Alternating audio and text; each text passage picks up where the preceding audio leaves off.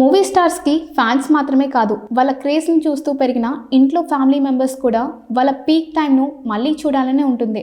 ముఖ్యంగా senior stars కి ఇలాంటి సందర్భం వస్తుంది. తమ అభిమాన హీరో మాస్ స్టామినా ఏంటో చూపిస్తే బాగుంటుందని అనుకుంటారు. అయితే అదే సేమ్ ఫీలింగ్ ఆ స్టార్స్ ఇంట్లో కూడా వస్తుంది. ఆ టైంలోనే సీనియర్ స్టార్స్ డాటర్స్ వాళ్ళకి సూపర్ బూస్టప్ ఇస్తున్నారు.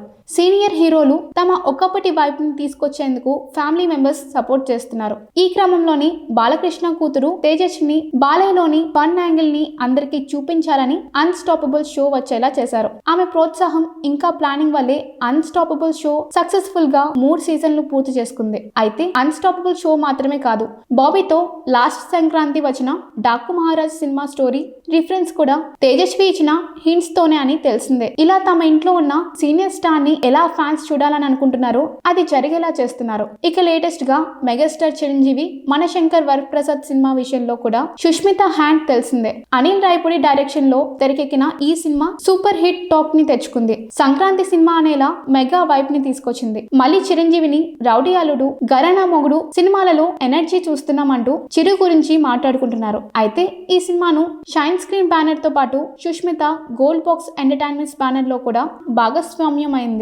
సో మెగా మూవీకి మెగా డాటర్ ప్రొడక్షన్ కూడా ఫుల్ హెల్ప్ అయింది. చిరు బాలయ్య ఇద్దరు విషయాలలో తమ డాటర్స్ వాళ్ళని ఎలా చూడాలని అనుకుంటున్నారో అలాంటి కథతోని వాళ్ళ ఇన్పుట్ తో మంచి అవుట్పుట్ వచ్చేలా చేస్తున్నారు. ఒక విధంగా అది వాళ్ళ ఐడియానే కానీ ఇలాంటి సినిమా కావాలని ఫ్యాన్స్ నుంచి వచ్చిన రిక్వెస్ట్ల కారణంగానే అలాంటి కథలను వారు రిఫర్ చేస్తున్నారని చెప్పుకోవచ్చు. మరి ఇదే ఐడియాని అటు వెంకటేష్ ఇటు నాగార్జున కూడా ఫాలో అయితే వాళ్ళు కూడా ఫ్యాన్స్ కి కావాల్సిన జోష్ ని అందించే ఛాన్స్ ఉంది. డాకు మహారాజ్ కి తేజస్విని, మనశంకర్ వరప్రసాద్ సినిమాకు సుష్మిత, ఇలా ఇద్దరు కూడా వాళ్ళ ఫాదర్ సినిమాకు బ్యాక్ ఎండ్ సపోర్ట్ తో ఫ్యాన్స్ కి కావాల్సిన ఫెస్ట్ ని అందించారు.